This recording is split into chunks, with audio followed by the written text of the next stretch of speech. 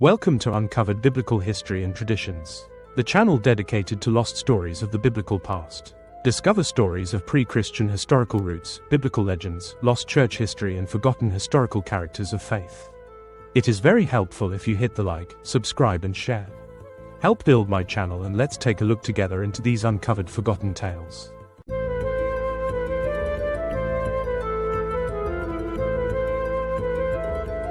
Most people grow up with a clear mental image of ancient Britain, painted savages in animal skins, primitive tribes huddled in mud huts, and a barbaric culture that only found civilization through Roman conquest.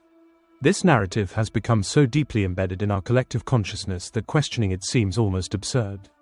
Yet a growing body of evidence suggests this entire historical framework may be fundamentally wrong. What if, far from being backward barbarians, the ancient Britons had thriving cities, sophisticated art, international trade networks, and a complex spiritual tradition that eagerly embraced early Christianity decades before Rome itself? The challenge of understanding ancient British history begins with language barriers that have persisted for centuries. Historians have relied almost exclusively on Greek and Latin sources when studying ancient Britain, completely ignoring indigenous British languages like early Cymric, the ancestor of modern Welsh.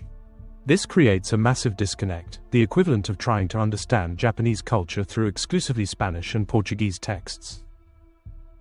Translation problems compound as inconsistent practices between languages created historical confusion. Without consulting native Briton or Gaulish linguistic contexts, historians missed crucial cultural nuances that would have provided a completely different picture of ancient British society. This neglect of indigenous languages has resulted in systematic misrepresentation of Britain's ancient past. When inconvenient historical records couldn't be explained away, they were simply relegated to mythology, significant periods dismissed as mere legend despite substantial documentation. This creates a historical paradox where available evidence contradicts the accepted narrative, yet the inaccurate perspective persists with remarkable tenacity across generations of scholarship. The evidence suggests intentional misrepresentation, not simply academic oversight. What's particularly striking is that we're not lacking historical sources about ancient Britain, we're drowning in them. Classical testimonies from Romans and Greeks about British culture have been systematically overlooked. Indigenous British records like the early triads and Welsh bardic traditions contain significant historical information that contradicts conventional positions, yet remain unused by mainstream historians. Institutional repositories are filled with evidence, extensive collections in the British Museum Library, church records, and thousands of Cymric triads preserved in the Vatican Library. These contain documentation of early British Christian activities, yet they're ignored in favour of the established narrative of primitive painted savages awaiting Roman civilization. What's particularly revealing is that even Britain's supposed enemies provided accounts that contradict this savage portrayal. Roman and Greek observers frequently acknowledged advanced British cultural systems in their writings. Julius Caesar himself expressed admiration for British culture after his military campaign in 55 BCE, recognizing their character, ethical standards, and commercial ingenuity. Caesar was amazed by the numerous populous British cities and their advanced architecture. He documented universities and centres of learning, acknowledging British intellectual traditions. He noted the substantial population throughout England, indicating successful agriculture and societal organization.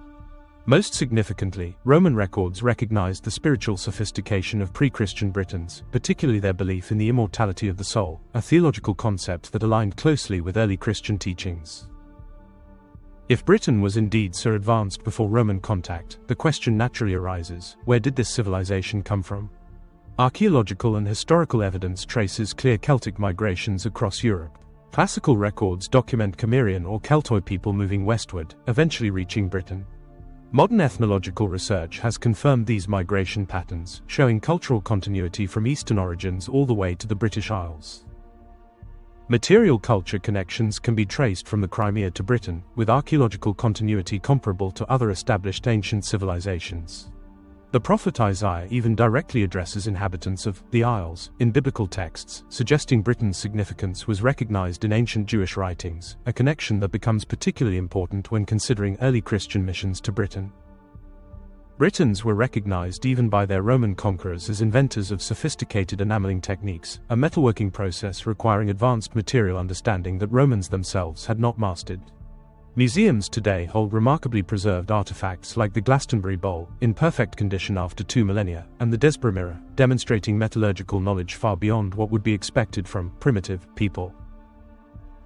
What's most remarkable is that the designs actually surpass the Greek prototypes in sophistication, achieving exceptional balance in symmetrical design and superior handling of negative space in composition.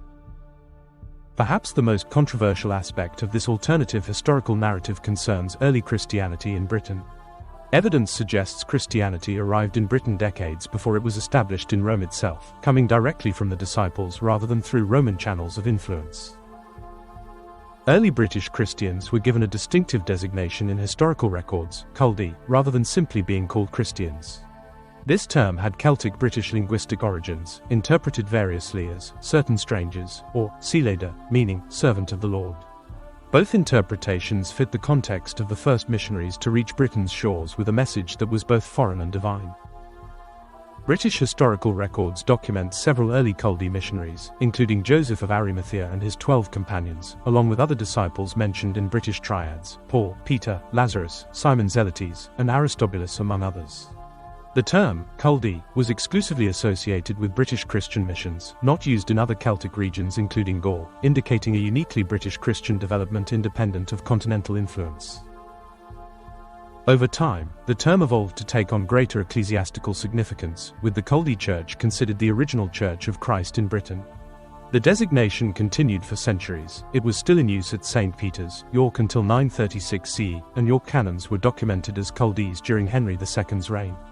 There was even an Irish county bearing the Culdee name into the 17th century, demonstrating the remarkable persistence of this distinctive Christian tradition. A common objection to the possibility of first-century Christian missions to Britain centers on language barriers. How could Palestinian Jews possibly communicate with Celtic Britons? This objection misunderstands the multilingual context of both the first-century Mediterranean and ancient Britain. The first-century Mediterranean was highly multilingual. While Greek dominated as the lingua franca throughout the eastern Mediterranean, Aramaic and Hebrew were primarily used among Judeans. Roman Palestine was a multilingual province where educated residents would commonly know Greek, Hebrew, and Latin as a matter of practical necessity in a cosmopolitan region. Jesus himself was likely multilingual, probably fluent in Aramaic and Hebrew as regional languages, with knowledge of Greek for commerce and possibly Latin as the administrative language. Some traditional accounts even suggest knowledge of Celtic language among his circle, not implausible given the extensive trade networks connecting the Mediterranean with the British Isles. Greek language knowledge predated Christ's era in ancient Britain by centuries. Commercial relationships with Phoenicians and Greek tin merchants facilitated language exposure through trade.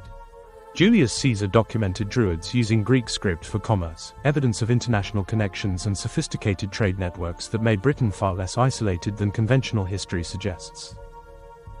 The Septuagint, the Greek translation of the Old Testament created at Alexandria in 283 BC, had made biblical texts accessible throughout the Greek-speaking world, including trading centers in Britain. This multilingual context meant that early Christian missionaries would have found communities capable of understanding their message without insurmountable language barriers. The Celtic language itself holds fascinating clues to ancient connections that may have facilitated early Christian mission work. Contemporary philological research recognizes Celtic, Cymric as possibly the oldest living European language with remarkable continuity over thousands of years. Linguistic analysis has revealed root word similarities between Celtic and ancient Hebrew, suggesting early cultural or ethnic connections that predate Christian missions. What's particularly interesting is that while modern Hebrew is a reconstructed classical language, Celtic languages have maintained living status for thousands of years. Welsh, Cornish, Irish, Scottish Gaelic, and Breton have all preserved elements of this ancient tongue. Modern Celtic language Bibles, publications, and even newspapers demonstrate this remarkable continuity through centuries of cultural evolution. This linguistic evidence completely reframes our understanding of early British Christianity. Rather than Christianity arriving with Roman occupation and slowly spreading to barbaric natives, the evidence suggests Britain eagerly embraced Christian teachings brought by the earliest disciples. The sophisticated spiritual traditions already established in Britain, particularly their belief in the immortality of the soul, created fertile ground for Christian teachings that aligned with existing theological concepts. This explains why Christian communities in Britain often maintained distinctive practices that differed from Roman Christianity in later centuries. These weren't deviations from Roman tradition, they were independent traditions with direct connections to the original apostles, maintaining practices that in some cases may have been closer to the earliest church than those that evolved in Rome. Academic resistance to these compelling alternative histories stems from several factors. There's simple academic inertia. Established narratives become entrenched and resistant to change regardless of contradictory evidence. Specialized academic silos create further barriers. Archaeologists, linguists, religious historians, and classicists rarely collaborate effectively on these interdisciplinary questions that require multiple perspectives. More problematically, there's been a systematic Roman-centric view of European history that privileges certain narratives while marginalizing others. Indigenous British perspectives have been systematically devalued, while Roman accounts have been elevated as the definitive historical record despite clear biases and limitations. The portrayal of pre-Roman Britain as savage and uncivilized served political purposes throughout history, justifying Roman conquest, later Norman conquest, and even British imperial expansion by establishing a precedent that civilized nations have the right to conquer barbaric ones. Acknowledging sophisticated pre-Roman British civilization and early Christian presence disrupts these convenient narratives that have shaped European self-understanding for centuries. The good news is that interdisciplinary approaches are finally starting to break down these barriers. Archaeological discoveries, linguistic analysis, and historical record examination are converging to create a much more complex and fascinating picture of ancient Britain than conventional history has allowed. This emerging understanding fundamentally challenges the Rome-centered narrative of Christianity's spread through Europe. If Britain received Christian teachings directly from disciples like Joseph of Arimathea decades before Rome fully embraced the faith, it suggests multiple independent trajectories of early Christianity rather than a single authorized Roman version that spread outward through imperial channels.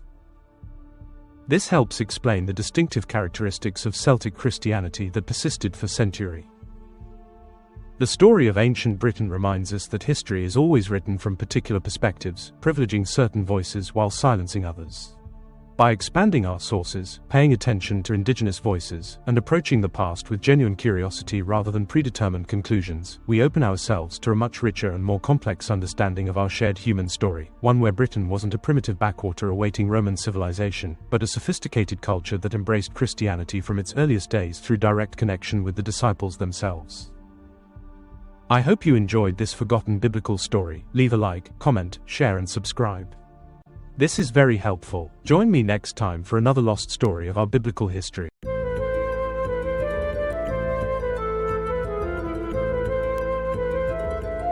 Thanks for watching. If you enjoyed this video, don't forget to like, comment, share and subscribe for more great content.